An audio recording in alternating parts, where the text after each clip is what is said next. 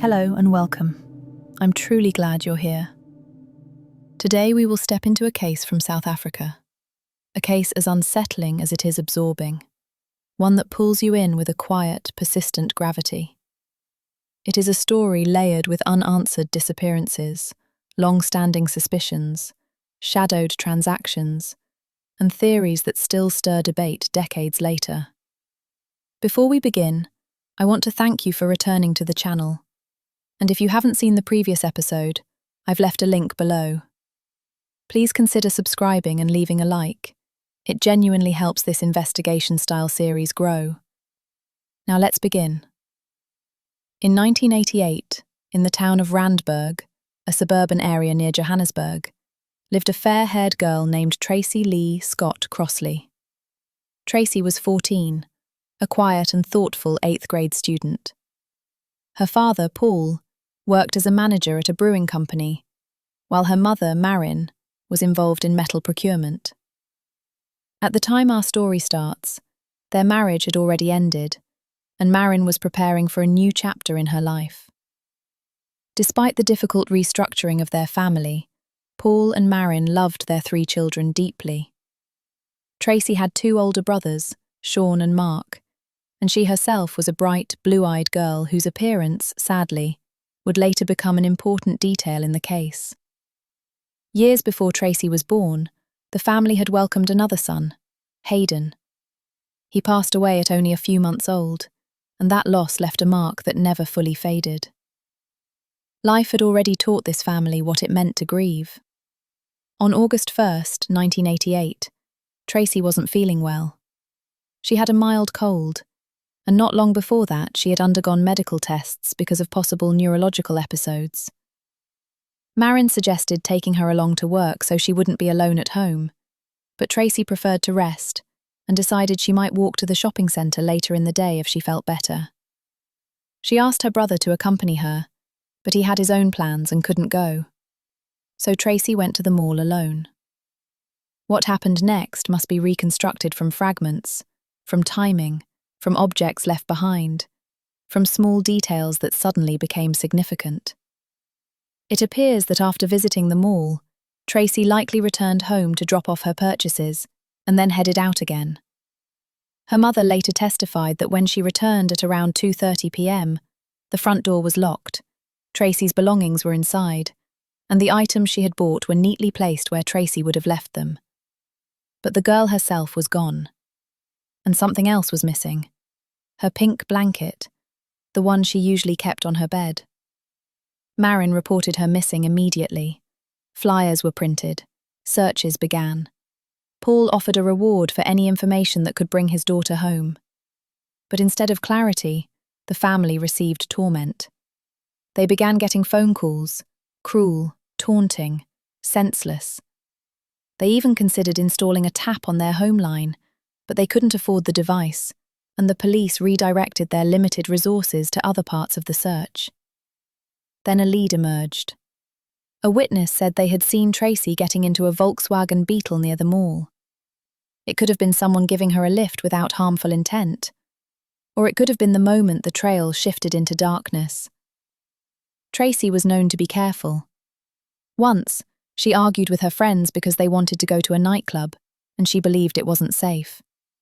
So the idea that she would voluntarily get into a stranger's car seemed unlikely. But what if the driver wasn't a stranger in the way we imagine? What if the presence of a calm woman behind the wheel made the situation feel different, made it feel safe? There is an unsettling footnote here. A Volkswagen Beetle had once been associated with one of America's most infamous predators. A detail that doesn't prove anything, but casts an eerie echo across the story. From this moment on, Tracy's trail dissolves into silence.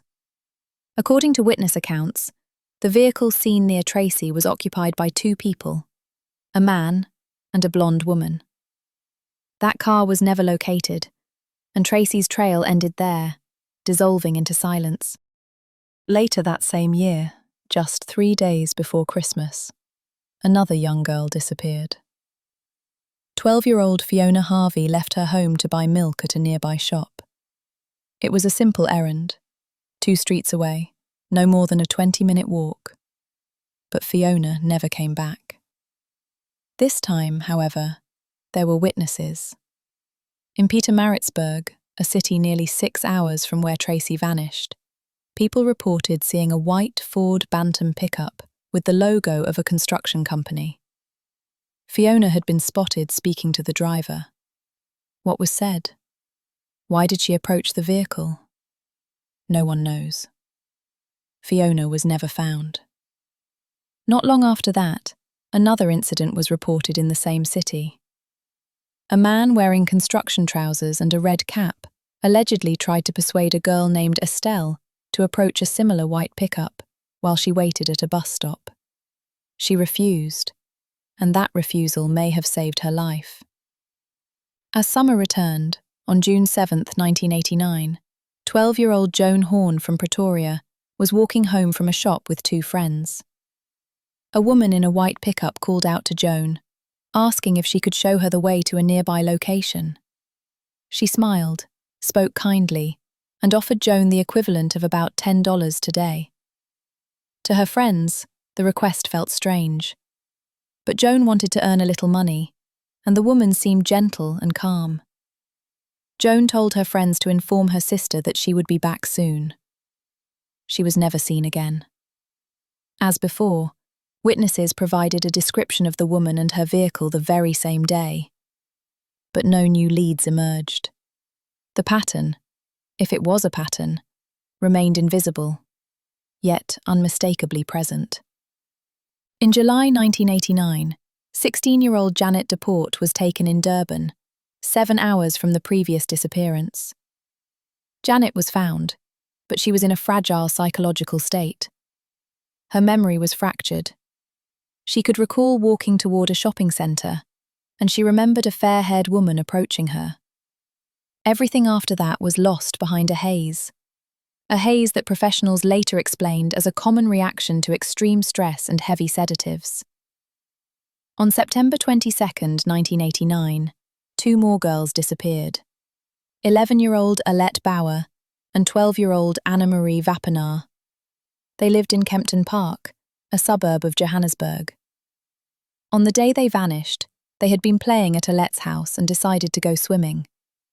Before going to the pool, Anna-Marie needed to stop by her home to get her swimsuit. Their families expected them back around lunchtime. By that time, the girls should have already finished swimming. But they never arrived home. And as investigators later discovered, they never reached the pool or Anna-Marie's house. Searches began immediately, but there were no clues, no witnesses, no sightings. Then, the next day, both families received letters, supposedly written by the girls. The letters claimed the girls had run away with some boys to Durban for the weekend. Neither the police nor the parents believed a word. 11- and 12-year-old schoolgirls, who had never shown the slightest inclination toward such behaviour, were unlikely to suddenly vanish with strangers and travel hundreds of kilometres away. At first, investigators thought the girls might have written the letters under pressure. But handwriting analysis showed that Alette had not written the letter attributed to her. 5 months passed. In June 1990, an employee at a fabric store located between Pretoria and Johannesburg noticed a girl, around 12 years old, with short, dark hair, standing alone near the window. The girl seemed deeply frightened, her expression tense, as if she were waiting for something she feared might happen. After the girl left the store, the employee found a note hidden among the carpet samples. It read, "I am Anna-Marie Vappenaar. I have been taken. Alette and I need help." Deborah Sloan, the employee, later recalled the moment. What struck me was how terrified she looked. Her eyes were wide, hesitant, almost trembling. She reminded me of someone bracing for something they couldn't escape. Handwriting analysis confirmed the note truly belonged to Anna-Marie. But despite this fragile sliver of hope, a sign that the girls might still be alive, the message led nowhere. There was mention of an address, a location near Johannesburg. At first, the writing seemed to match Anna-Marie's style well enough to inspire hope. But then came an unsettling detail. The note was written in English. Anna-Marie's native language was Afrikaans. According to her mother, she did not possess the fluency required to write such a note in English, certainly not while under fear or pressure. And that raised a disturbing question. If the note wasn't written in her own language, then who was she writing it for? Inside the police department, there would have been no difficulty finding someone capable of translating a note written in Afrikaans for any English-speaking officer. Yet the message raised doubts from the very beginning, not because of what it said, but because of the quiet inconsistencies hidden within its lines. Anna-Marie's name, usually written with a soft pause marked by a hyphen, appeared fused together, with an additional letter where none should have been.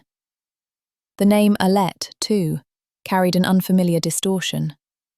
Years later, when an independent handwriting specialist compared the note to the girls' school notebooks, the conclusion arrived with the kind of clarity investigators had once hoped to find in footprints on a dusty road.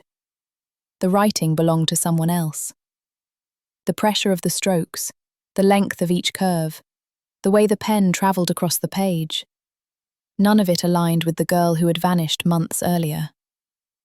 And then, just 6 weeks after Alette and Anna-Marie disappeared, the pattern deepened again. 13-year-old Yolanda Wessels vanished on her way to school, a dark-haired girl whose appearance seemed at odds with the profile that had begun to emerge, and yet whose life intersected with the earlier victims in a way that felt impossible to dismiss. The communities around Johannesburg lived in a state of subdued anxiety. Parents tightened the boundaries around their children's movements. Warnings echoed in kitchens, hallways, and schoolyards. Despite this heightened vigilance, Yolanda accepted a ride from a fair-haired woman, a detail that suggested familiarity rather than fear, as though the danger approaching her did so with a gentle face and a practiced smile. By January 1990, when 16-year-old Joan Bozeman disappeared from a bus stop in central Pretoria, the unease that had settled over these neighbourhoods had turned into something heavier.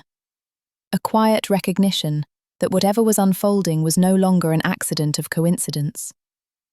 Joan had missed her bus to school and, still unfamiliar with the new city, tried calling her mother from a public phone booth, unaware that the unanswered call would be the last ordinary moment of her day. A woman approached her, neatly dressed, her fair hair framing a face that conveyed no threat. She spoke with effortless warmth, offering Joan a small errand and promising payment for her help. When Joan explained she needed to get to school, the woman responded with an easy solution. She could drive her there herself, after a brief stop by her home to let her husband know she would be stepping out again. For a girl trying to salvage a morning already slipping out of order, the offer must have sounded reasonable. She agreed, unaware that the short drive north would end at a modest house whose doorway marked the beginning of a very different story. Inside that house, the atmosphere shifted. A man appeared, holding a firearm, and the world Joan knew folded in on itself. The events that followed blurred under the haze of substances forced upon her, the edges of memory dissolving as she was confined to a narrow storage space where the air felt too thick to breathe. Yet even in that fog, some instinct for survival remained. Her hands found the cool metal of a jar lid, and through the thin strip of light beneath the door, she noticed the small latch that held her prisoner. With slow, precise movements, she angled the lid into the gap and lifted the latch free. When the door opened, the house was silent. The man had gone. The woman tended her garden, as if the world inside those walls had not shifted beyond recognition. Whether Joan managed a brief phone call or simply seized the first open door will never be known with certainty. But she escaped, unsteady on her feet, yet pulled forward by the kind of will that refuses to let darkness close in completely. Waving her arms and fighting against the dizziness creeping through her body, Joan stepped into the road and managed to flag down a passing car. The driver, startled by the sight of a pale and trembling girl, stopped immediately and called the police. And before the tablets she had been forced to swallow finally overwhelmed her senses, Joan was still able to point officers toward the house she had escaped from. The house where a white pickup, marked with the logo of a construction company, had been parked only minutes earlier. There is another version of this moment, one recounted in scattered sources, though never with full certainty. In that telling, the woman from the house ran after Joan as soon as she slipped outside. A passing car slowed, and Joan climbed into it in a desperate attempt to flee, only to discover that the driver was connected to the couple who had taken her. The car turned back toward the house, and Joan, realizing the danger she was in, hurled herself from the vehicle while it was still moving, then ran until she reached the nearest police station. What exactly happened in those frantic minutes may never be known. Many accounts simply omit the details, leaving behind a patchwork of possibilities rather than a single clear truth. What is known, however, is this. The house belonged to a couple. A 52-year-old man named Cornelius Gerhardus van Rooyen, known to almost everyone simply as Gert, and his partner, Francina Johanna Haarhoff, a woman who introduced herself as Joey. Once the police understood who lived there, they placed the house under surveillance and began to study the couple whose quiet suburban life hid a much darker undercurrent. To understand what investigators were dealing with, we need to look more closely at Gert. Born on April 11th, 1938, he spent his entire life within the borders of South Africa. By 1990, he was 51 years old, and despite the calm, church-going facade he presented to neighbours, his past was threaded with a long, troubling list of offences. His early crimes, small at first, hinted at a restless and undisciplined nature. Clothing taken from a store, a vehicle stolen and later abandoned, a rifle that went missing from a farm. At 16, he was sent to a reform school. It did little good. In those years, during the height of apartheid, sentencing often bent in favour of men deemed respectable by the system, and Gert learned early that a convincing story and a measured tone could soften even the sternest courtroom. On one occasion, he told a judge he had only taken a car to visit his dying mother. Mercy followed. A few years later, he once again found himself standing before a judge. Another incident involving a stolen vehicle, more parts missing from a workshop. This time, he was sent to prison, though the sentence was brief. When he was released, life appeared, at least on the surface, to fall into order. He married, became a father to 6 children, and started a construction business together with his brothers. On Sundays, he attended church, occasionally delivering short sermons as a lay preacher. He even volunteered to assist the local police, presenting himself as a private investigator willing to help. To the outside world, his life looked almost exemplary. A steady trade, a family, a home, and a visible role within the community. People described him as deeply religious, a man with certain inappropriate tendencies that were spoken of in hushed, almost dismissive tones, without any real understanding of what those words might one day come to mean. Because beneath that carefully maintained image, nothing had truly changed. In 1979, he convinced 2 young girls to get into his car. He drove them to a remote area outside Pretoria, where they were subjected to a long night of fear and intimidation before being released the following morning. The girls returned home and told their parents. Authorities were alerted. Gert was arrested, and the case went to court. The sentence stunned many. 4 years in prison, of which he served only 3. His name was entered into the official register of offenders, a mark that followed him even after his release, when his wife filed for divorce. They had 6 children together, a fact that continues to unsettle those who later studied the case. How did he speak to them? How did he see them? And were they ever truly safe? those who knew him remembered different things. A woman who worked in his home for several years later said that he would sometimes delay her wages, making unsettling remarks that left her deeply uncomfortable. He spoke in a way that felt half serious, half provocative, as if testing boundaries, watching closely to see who would laugh nervously, who would fall silent, and who would slowly distance themselves. There were also rumours about the company he kept. Some acquaintances recalled how he spoke about his past with an unsettling ease, as if he felt neither shame nor fear of consequence. And one question lingered beneath their recollections. Who hears such things without stepping away? Who listens and stays? Who remains close enough to share the shadow? Officially, no one else was ever charged. Still, the idea that Gert acted entirely alone has been questioned for decades. Children living nearby told their parents that a man often lingered near the property, watching them, calling out remarks that made them uncomfortable. It was the late 1980s, a time when many warning signs were ignored, minimized, or explained away. But the pattern was already there, and soon, investigators would realize that Gert van Rooyen and Joey Haarhoff were connected to far more than a single house in Capitol Park. He had already served time for a serious crime, and yet he continued to speak openly, almost casually, about his disturbing interests, weaving them into everyday conversation with a confidence that blurred the line between provocation and confession.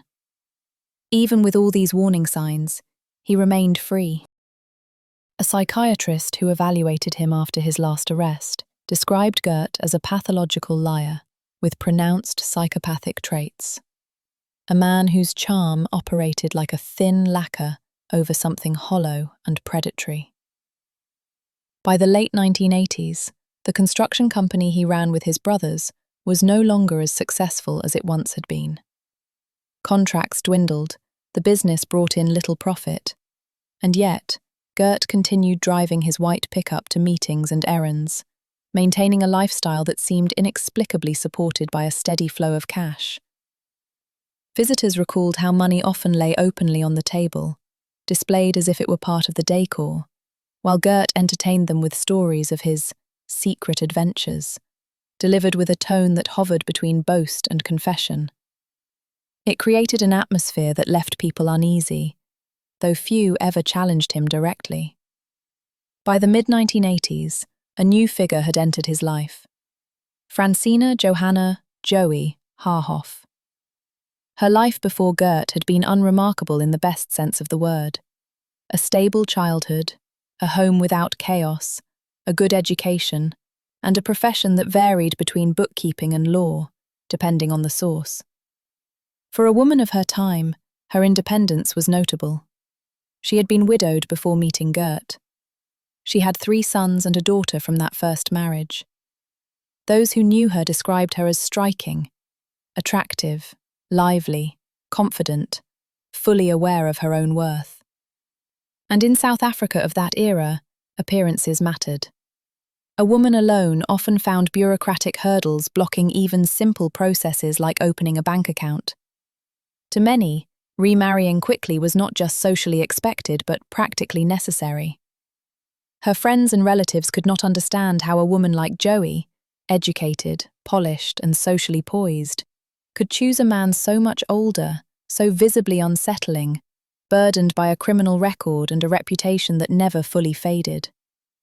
Her sons recalled that after she began seeing Gert, something in her shifted. She grew quieter, more subdued, more obedient, as though he exerted a kind of spell over her. That was the word they used. Spellbound. To them, she seemed like a woman who had surrendered entirely, as if living under a force she could not resist. Yet her daughter, Amor, remembered a very different woman. Amor described her mother not as a gentle figure diminished by a domineering partner, but as someone capable of the same cruelty she later tolerated in Gert. According to Amor, her mother had been harsh long before Gert entered their lives. A woman who raised her children under a shadow of fear, who humiliated and struck them, who allowed violence to flourish within their home. Amor wrote a book years later, recounting the terror of growing up with a mother who ignored her suffering and a stepfather whose presence intensified the atmosphere rather than disrupted it. She described, in haunting detail, how her mother discovered the abuse she endured at the hands of her biological father, only to respond with a dismissive shrug, as though the pain of a small child were an inconvenience rather than a tragedy. Her memories cast a long shadow over the narrative that Joey had merely been a victim of Gert's influence. The question lingered. Was she controlled by him, or had she found in him someone whose darkness mirrored her own? Amor wrote, "When I think about my childhood, the first thing I remember is the beatings, the constant fear, the feeling that danger lived in every room. I was just a baby, lying in my crib, and the world I knew was already violent." Her words reshape the story entirely, revealing a household where cruelty did not arrive suddenly, but grew over time, nurtured by two adults whose lives would soon intersect with a series of disappearances that shook the entire country. But the story, as her daughter later wrote, began long before Joey ever met Gert. As she grew older, Amor realized that the violence of her childhood had not been an occasional loss of temper, but a constant presence, something woven into the fabric of her home from her earliest memories. Even when she was so small that she still slept in a crib, her mother's hand could descend without warning, transforming ordinary days into moments of fear she could not escape. With time, the pattern only deepened, until Amor found herself certain that one day those beatings might end her life. She believed her mother knew everything that was happening. One day, Amor's grandmother returned unexpectedly to collect something from the house and saw, through the kitchen window, what her father was doing to the child. She confronted Joey, but according to Amor, her mother had already known. The silence that followed, that cold dismissal, told Amor everything she needed to understand.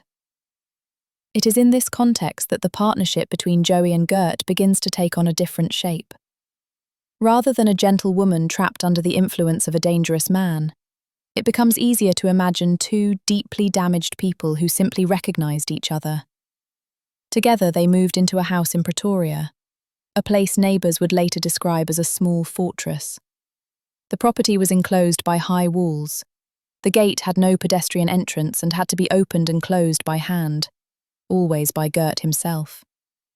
Cars were kept behind the walls, never visible from the street. From the outside, though, they might have looked like a couple living a comfortable, orderly life. They travelled often, especially to the coast, smiling in photographs taken far from the secrets hidden behind their gate. It later became known that Gert and Joey had contacted child welfare services more than once, asking to host children, specifically girls, for weekends or school holidays. They regularly submitted applications to become foster caregivers. Sometimes they were rejected, especially when Gert's criminal record caught the attention of officials. But the vetting process was not always thorough, and occasionally documents were filed without his full name or identification. At least one girl from the Free State did spend time with them. What happened during those days can only be imagined. What is known is that, after returning home, the once lively child became withdrawn, quiet, avoiding eye contact. No one questioned her deeply. Adults dismissed the change as growing pains, and no investigation followed.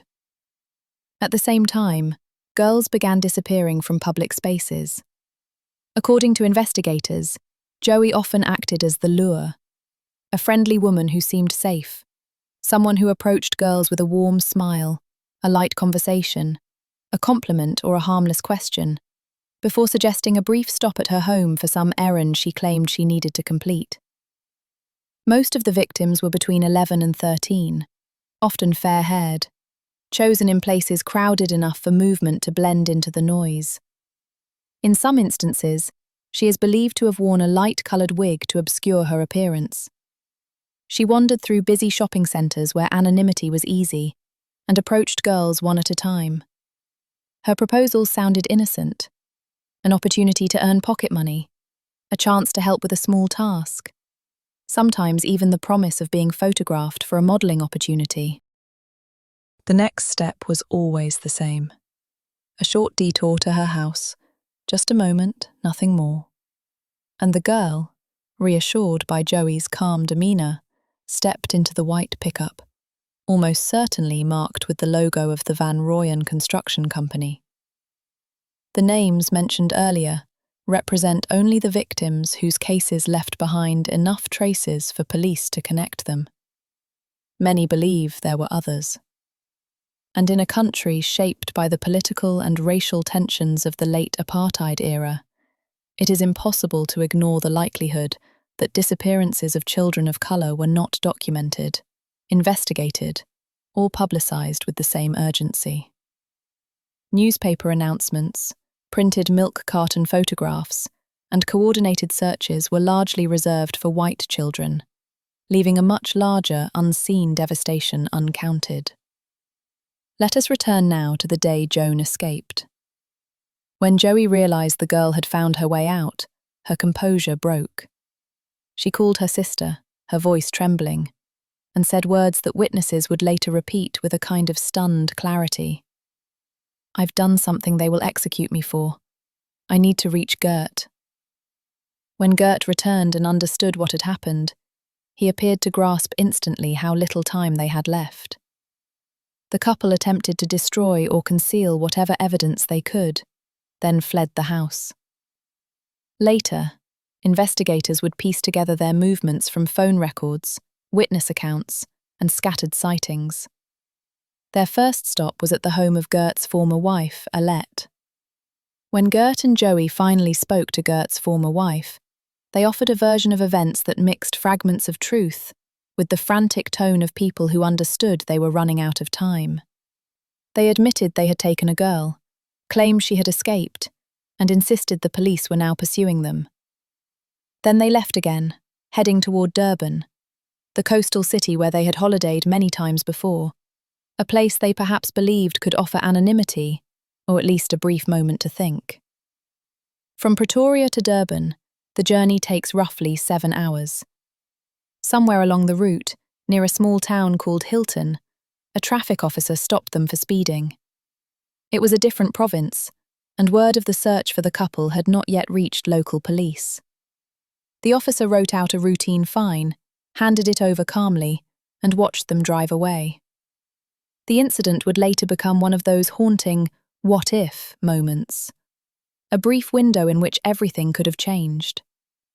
The following day, the 12th of January, Gert and Joey returned to Pretoria and drove to the home of Joey's adult daughter, Amor. Finding no one there, they broke the lock, stepped inside, and collapsed into sleep.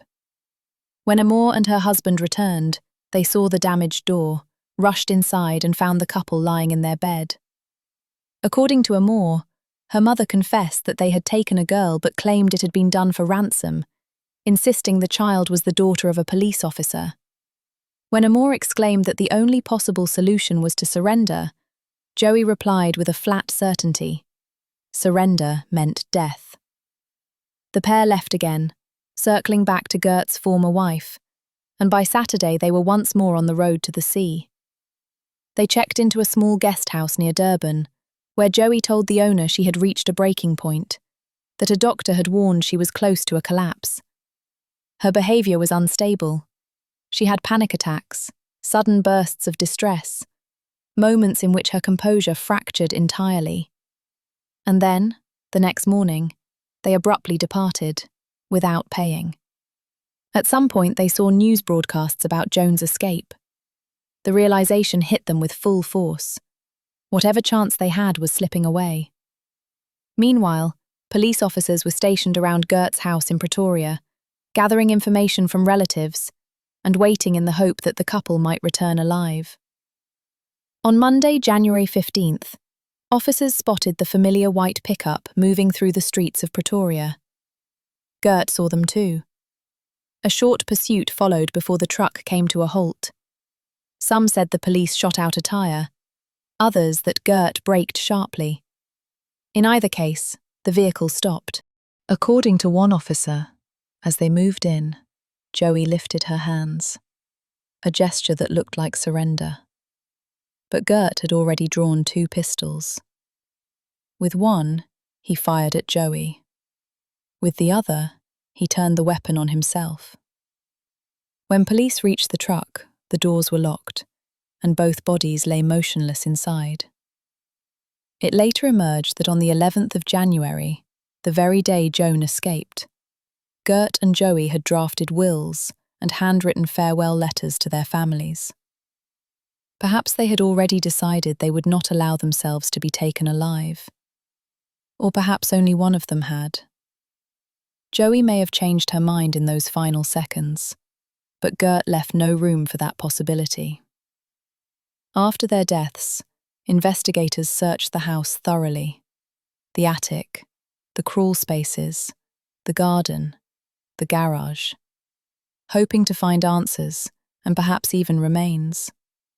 Instead, what they uncovered were chilling traces, each hinting at a much larger and darker story. Under a rug in the garage lay a small scrap of paper containing the address and phone number of 11-year-old Adete Boucher. Nearby were details belonging to 12-year-old Anna-Marie Wapenair, along with a lanyard holding her keys. They found a yellow sports bag that belonged to Adete and her school prefect badge. In one of the drawers was another prefect badge, this one belonging to 13-year-old Yolanda Wessels. There were envelopes too, the very ones in which parents had received those unsettling letters, supposedly written by their missing daughters. And then emerged one of the most painful details of the entire case. When Joey phoned her sister after Joan's escape, she said she had done something unforgivable. Joey's sister, who was living through her own nightmare, her 13-year-old daughter Yolanda had disappeared months earlier, asked a dreadful question. Was Joey's admission connected to Yolanda's disappearance? According to some accounts, Joey answered, yes. Whether that conversation happened exactly as recalled is something we cannot verify, but the implication remains one of the most devastating in the entire investigation. If true, Joey played a role in taking her own niece. We will never hear her version of events. There will be no courtroom testimony, no cross-examination, no confession. Gert, too, escaped accountability, leaving behind devastation and unanswered questions. The most haunting truth is this: none of the missing girls were ever found. Not in the house, not on the property, not anywhere investigators searched. And yet, despite the silence, despite the years passing without any solid lead, the search did not stop. In 1996, authorities finally gained full access to Gert and Joey's home. The building had been repossessed by the bank and transferred to investigators, who decided on a drastic measure. They dismantled the house piece by piece, not metaphorically, but literally, brick by brick, in the hope that something, anything, might reveal the fate of the missing girls. The roof came off first, then the floors. Every beam was lifted, every crawl space opened, every gap between the boards examined with industrial vacuums that collected even the smallest fibre or strand of hair. Ground-penetrating devices searched for hidden voids beneath the house. The soil outside was sifted and overturned, the yard dug up until the earth itself seemed exhausted. And yet, after all of this, nothing appeared. Nothing except the scattered bones of animals. Not a single trace that could be definitively linked to any of the missing children. The case drifted back into that familiar state, waiting, hoping, and searching with no new direction. In the years that followed, the lives of Gert's 6 children unfolded in troubled and often tragic ways. In 2001, one of his sons, Philip, began telling investigators stories that sounded fantastical at first, but unsettlingly specific upon closer listening. He claimed the missing girls had been harmed by a clandestine group and that their remains would never be found. Police charged him with spreading false information, but his background complicated everything. He was already serving a sentence for taking the life of a 15-year-old girl. He had initially received a capital sentence, later reduced to life imprisonment. And yet, in 2008, he was unexpectedly released on parole. Philip kept offering new versions of events. In one, the girls' remains were destroyed using chemicals. In another, they were moved through ports near Durban and transported out of the country. At times, he even suggested that officials in high positions were involved and that Gert and Joey had not taken their own lives. That law enforcement had staged the scene to cover something much larger. There was no evidence to support these claims, but their existence added yet another layer of unease to an already overwhelming mystery. Philip also made one confession that investigators never fully dismissed. He claimed that he and his father had, on occasion, delivered young girls, almost always fair-haired, to certain unnamed acquaintances. How much of this was truth, how much exaggeration or manipulation, remains impossible to determine. Another of Gert's sons, Gerard, received a 15-year sentence for a major fraud case. The remaining children faded into anonymity, their lives largely unknown to the public. And then, another haunting chapter. Do you remember Tracy, the first girl who disappeared? Her brother, Mark, carried the weight of that day for the rest of his life. He blamed himself endlessly for not accompanying her to the shopping centre. Years later, he too would be convicted of taking a life, in a case so grim that prosecutors alleged he had fed the victim to lions on a private reserve. A psychologist testified that the trauma of Tracy's disappearance had fractured Mark's life at its centre, setting off a chain of events he could never escape. In 2007, he attacked another inmate using a sharpened spoon and attempted an escape, only to surrender soon after. More charges followed. It was as if the shadow cast by Gert extended far beyond his home, touching every life around him in ways that spiraled into new tragedies. In that same year, 2007, a storm on a beach near Durban exposed two skeletons embedded in the sand, one belonging to a woman, the other to a child. The location was unsettling, close to a guest house where Gert and Joey had stayed during their final days. For a moment, investigators felt something they had not allowed themselves to feel in years: hope. But forensic analysis quickly dimmed it. The adult remains belonged to a woman of African descent. The child's remains were too eroded for precise identification, but experts concluded they likely belonged to someone who passed away after Gert and Joey's deaths. Once again, the path closed. In 2013, investigators turned their attention to another lead. Gert's company had installed swimming pools, and beneath the foundation of one such pool, completed in 1989, construction workers discovered the remains of a woman wearing a green dress and leggings. The bones showed marks suggesting the body had been altered after death, and the fabric bore cuts made by a blade. But this woman was older and taller than the missing girls. Her identity remains unknown, and no confirmed connection to Gert or the missing children has ever been established. Another woman later claimed that her father, who had been friendly with Gert, once hinted that some of the girls were buried on his property. Excavations took place there too, but nothing was found.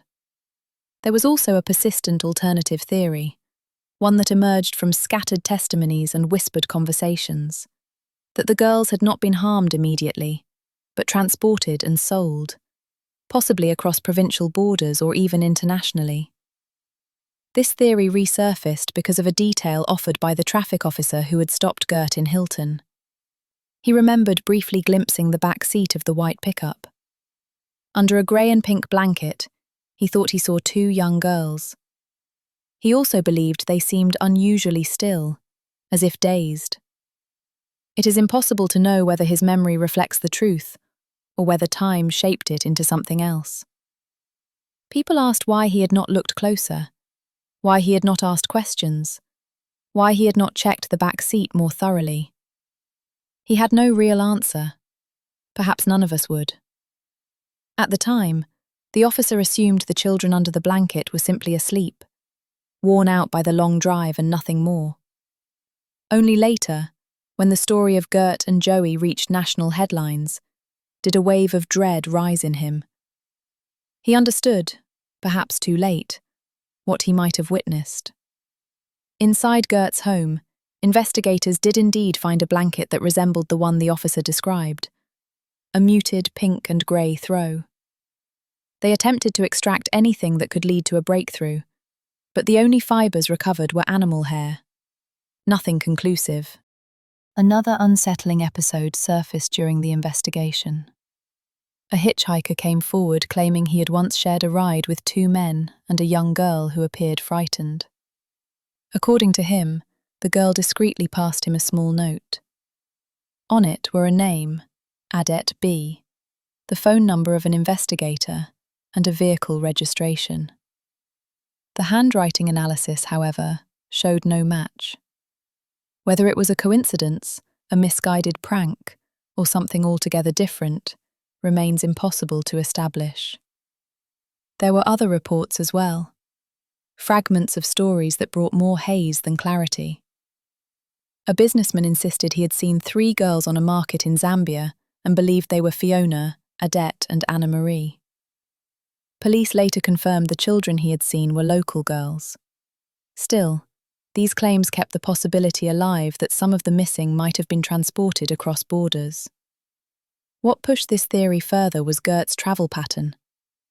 When detectives examined his movements, they realised that shortly after each disappearance, he made trips toward Durban, specifically toward the harbour. Some saw this as ordinary business for someone in construction. Others saw a corridor through which vulnerable children could be moved unnoticed among cargo. In 2018, public attention returned to the case. Experts confirmed once again that the letters received by the families of Adet and Anna Marie had been forged, but that, by then, was no surprise. Around the same time, South Africa was shaken by a major political scandal. Several well-known public figures were accused by investigative journalists of exploiting minors on an offshore island called Bird Island. The allegations reignited whispers of a wider network operating in the shadows, and many wondered whether Gert and Joey had intersected with something far larger than themselves. Then, in 2019, a woman came forward and declared that she was Fiona Harvey, missing since 1988. Her name now was Leah Sloan, she said, and she was 41. She bore a superficial resemblance to Fiona, and her story, at first glance, was harrowing. She described walking to the store as a child when a man and woman approached her, offering treats. Then, darkness, a gap in memory. A room, she claimed, where several other girls were kept. Months of mistreatment. And then, one day, freedom. She said Gert released her, and she wandered away into the world, eventually becoming an escort, reshaping her appearance and her name. Her story travelled quickly. Photos were shown to Fiona's adoptive parents, but they refused even to entertain the idea. The eyes were wrong, they said. The face was different. They felt no connection whatsoever. Some forensic specialists noted that Leah appeared to have several moles and freckles in the same positions as Fiona, adding a layer of uncertainty. But claims like these can never replace science. DNA would have the final word. Journalists soon uncovered that Leah Sloan was actually Jacqueline Sloan, 6 years younger than Fiona. Her brother recognised her immediately and confirmed her identity, explaining that she had fabricated new personal histories before, often dramatic, often designed to evoke sympathy.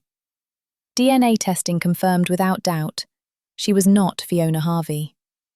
Yet Jacqueline did not relent. With her lawyer, she began posting videos insisting she was Fiona. She created a YouTube channel recounted her story repeatedly, and gathered an online following who debated her claims.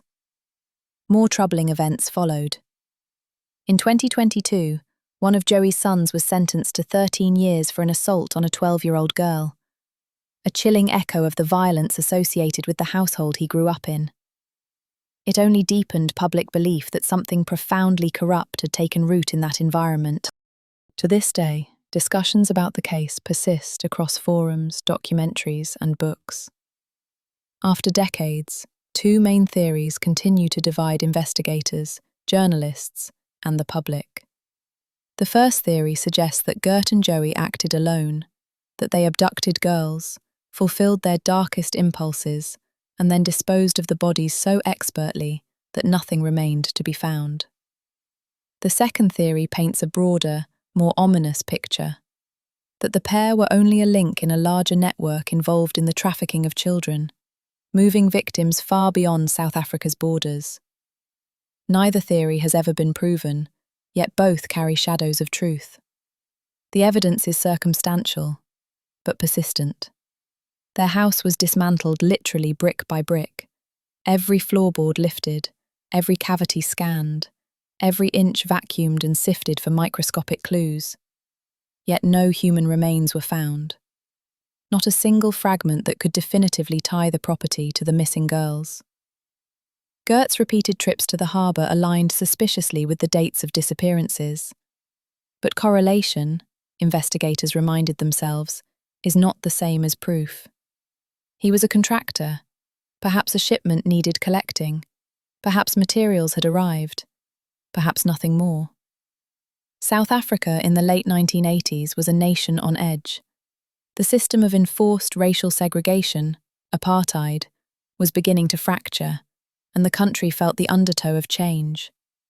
Many white families believed, or were encouraged to believe, that their suburbs, schools, and beaches were insulated from danger. Threats, they were told, lived elsewhere, outside the neat borders of their communities. And then this story unfolded. A white man and a white woman driving through quiet, protected suburbs and taking white children from the very heart of those neighbourhoods. It ruptured the illusion of safety many had treated as truth. The ground shifted beneath the country. One researcher later noted that among the debris recovered from the house were scraps of fabric, torn pieces of school uniforms, in colours that did not match those worn by the girls whose names appeared in the newspapers, but rather by students from schools in historically marginalised communities. If that is true, then the public narrative captures only a fraction of the real toll. Only the disappearances of white girls were documented, broadcast, and mourned nationally. Who the other children were, and how many, remains unknown. Perhaps it always will. Years passed. Documents were collected, witnesses aged, memories faded. It seemed that the case had reached the limits of what could be uncovered. And then, not long ago, a woman walked into the office of a local newspaper. Her name was never revealed publicly. She said, quietly and with a gravity that silenced the room, "I am one of the girls who almost became his victim, and one of the few who managed to escape." At the time of her encounter, she had been 11, maybe 12, precisely the age Gert seemed to target. Her story began not with strangers, but with someone familiar. There was a man named Tim, who sometimes helped with chores at her friend's home. He appeared occasionally, polite, unobtrusive, part of the household's extended circle. The girl remembered seeing him at another property as well, one she would later recognise as the home of Gert van Rooyen.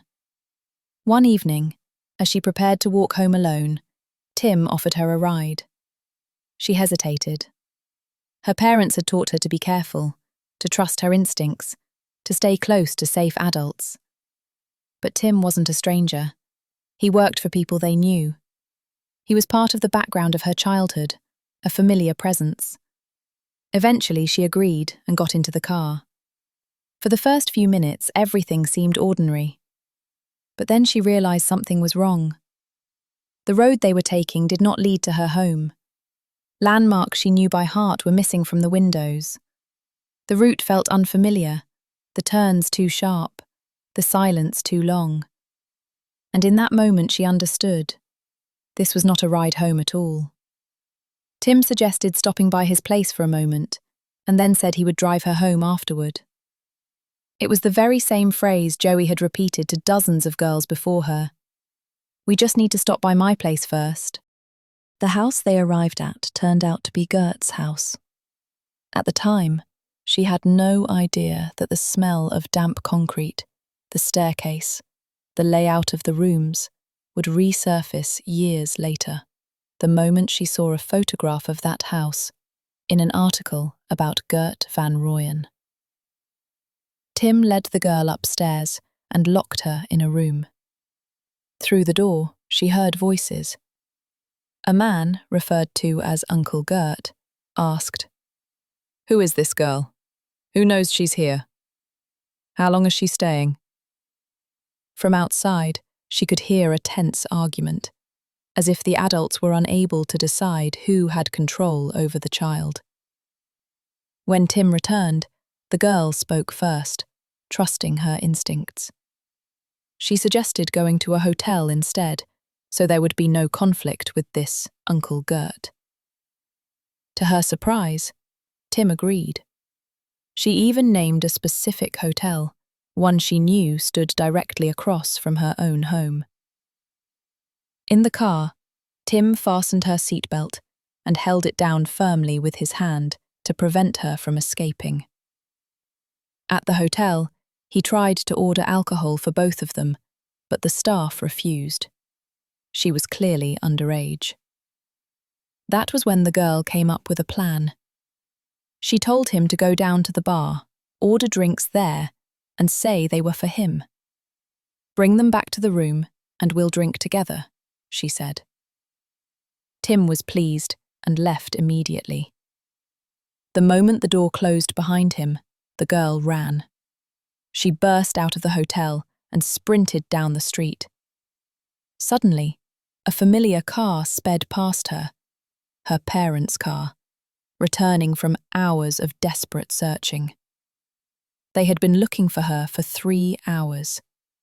They recognized her instantly, stopped the car, listened to her fragmented story, and drove straight to the police station to give a statement. Tim vanished. He never returned to the house where he worked, nor to anyone who knew or expected him. Investigators treated the incident as an isolated, attempted abduction. At the time, no one connected it to the house where other girls had been taken. Only many years later, already an adult, the woman read about Gert van Rooyen's crimes in a newspaper. She saw the photograph of the house and felt a chill run through her. It was the same house, the same Uncle Gert, whose name she had heard that day. She tried to contact the police again, and later the media, hoping to tell her story. But at one editorial office, her contact details were lost. Years later, a journalist would mention her anonymously, writing that there was a woman whose story might shed light on yet another dimension of the case, but that no one knew where she was or how to find her. And that was it. Silence. That's the story, my friends. Write in the comments what you think about this case and which version you believe. I've noted a few more interesting details about it. I'll quickly look through them now. Not because I forgot anything, but simply because I'm not quite ready to say goodbye yet. When discussing the different theories, one detail remains striking. No bodies were ever found. Yes, this is Africa, and in this particular case we've heard stories suggesting that someone could be fed to lions and disappear without a trace. But for this to happen to multiple people within such a short period of time stretches plausibility. It is difficult to imagine. The complete absence of bodies, remains, or any physical evidence, anything at all, raises serious questions. Even if we consider the theory proposed by Gert's disturbed son, that the bodies were dissolved in acid, entire bodies are rarely eliminated so cleanly. As we know from many other cases, perpetrators usually have to dismember remains first. If that were the case, where are the tools? Where are the containers, the instruments, the residue? At the very least, fragments of clothing should have been found. Something. Online, many people point out that a total lack of physical evidence is, in fact, a pattern often associated with human trafficking cases. Another detail worth noting is that all the girls came from stable, respectable families. They were not runaways. They were not searching for a better life. Their families had social standing and security. These were not children who would simply disappear voluntarily. As for the theory that this was part of a larger organized network, possibly involving politicians, officials, or influential individuals, it is almost impossible to verify. Even if it was merely a circle of Gert's acquaintances, there is no practical way to investigate it now. People remain silent, and likely always will. What kind of evidence could even exist at this point? At best, all that remains is investigative journalism, and some of it does exist. There is a book titled Lost Boys of Bird Island. If you've read it, let me know in the comments. The book contains allegations against 3 ministers of the National Party, which is deeply unsettling. In several discussions, parallels are drawn directly between those accusations and the disappearance of the girls in the Van Rooyen case. That alone makes the connection worth examining. However, from what I was able to find, there is no concrete evidence linking specific politicians to the Van Rooyen case itself. Only circumstantial overlap, time period, location, and the broader political climate of the country. And we must remember the context. The late 1980s, widespread corruption, apartheid, systemic injustice. It was a dark and unstable time. The satanic cult theory is not something I feel the need to comment on. If such rituals had taken place, there would almost certainly have been traces. There is also the theory that the girls were transported to other countries. One version specifically mentions the Middle East. This branch of the story inspired a film, loosely inspired to be precise, titled I Am All Girls. I've watched it. The film includes a character partially inspired by Gert van Rooyen, who claims that girls were sent to the Middle East. The film itself clearly states that this is fictionalized, but the possibility cannot be entirely dismissed. One recurring motif in the film is the port. In the film, the victims belong to a different social and racial background than in the real case. The atmosphere reminded me slightly of Once Upon a Time in Hollywood, a fictional reinterpretation layered over a real, tragic history. We know how the real story ended, yet the film offers a version of justice that reality never provided.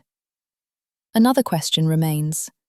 Could any of the girls have survived and still be alive today? There is no way to verify this. Claims that someone saw one of the girls in another country, at a market, or notes allegedly passed to strangers, all of these stories remain unproven. If they did survive for some time, it is equally possible they later died far from home, their bodies discarded somewhere unknown. The ocean, for example, never gives anything back. We've seen that before, like in the Byron Bay case, where a young man likely fell into the water and simply vanished. I also want to mention that the case of the first girl, Tracy, is now treated as a separate crime. It may not be connected to Gert van Rooyen at all. If that is true, then the question becomes even more disturbing. Who took her, and where is she? For years, her disappearance was investigated as part of the same cluster. If it was a separate perpetrator entirely, that opens the door to something far more frightening. And finally, one detail I cannot let go of. Adette and Anne-Marie were friends with Joey's niece, Yolanda Vessels. All 3 girls knew each other, and all 3 disappeared. They had been inside the homes of Yolanda, Adette, and Anne-Marie. They knew Joey personally, and at that point, the realization becomes truly unsettling. If Joey abducted her own niece and sold her into exploitation, that thought alone is enough to make your skin crawl. I think that's everything I wanted to say. In one podcast, a young man made a striking observation. It's important to pay attention to who lives around us, to notice our neighbours, because even those who appear completely ordinary, harmless, even kind, may be hiding dark secrets. Stay aware. Stay cautious. I'll be waiting for your thoughts and your comments. If you've watched until this moment, please leave a like. Share this video with a friend, your mother, or someone you care about. And with that, good night and goodbye.